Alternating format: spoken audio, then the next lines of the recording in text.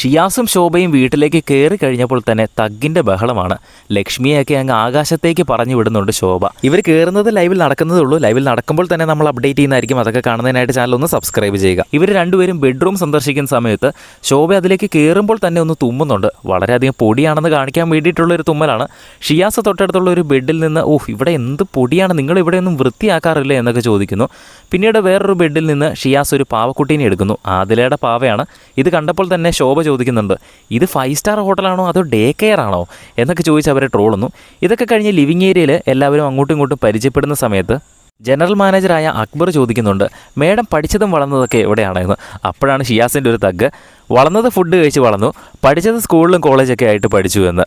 ഇത് കഴിഞ്ഞിട്ടാണ് ലക്ഷ്മിയെ എയറിൽ കയറ്റുന്ന സമയം. ശോഭ നേരെ ലക്ഷ്മിയുടെ അടുത്ത് പറയുന്നു, ഒന്ന് വൃത്തിക്കൊക്കെ വന്ന് നിന്നൂടെ, ഒന്ന് കുളിച്ചിട്ടൊക്കെ വന്ന് നിന്നൂടെ എന്ന് ലക്ഷ്മിയുടെ അടുത്ത് ചോദിക്കുന്നു. ലക്ഷ്മിയുടെ മുഖം ഇപ്പോൾ അങ്ങ് വല്ലാണ്ടാകുന്നുണ്ട്. അത് ചോദിക്കാൻ കാരണം ലക്ഷ്മി അവിടെ വളരെയധികം വൃത്തിയുണ്ട് എന്ന് പറഞ്ഞ് നടക്കുന്ന ആളാണല്ലോ. അതുകൊണ്ടാണ് ലക്ഷ്മിക്കിട്ട് ഒരു കൊട്ട് വെച്ച് കൊടുത്തത്. എന്തായാലും ഇനി കണ്ടൻറ്റിൻ്റെ ബഹളമായിരിക്കും. എന്തായാലും ലൈവിലൂടെ നമ്മളെല്ലാം അപ്ഡേറ്റ് ചെയ്യുന്നതായിരിക്കും. അതൊക്കെ കാണുന്നതിനായിട്ട് ചാനൽ ഒന്ന് സബ്സ്ക്രൈബ് ചെയ്യുക.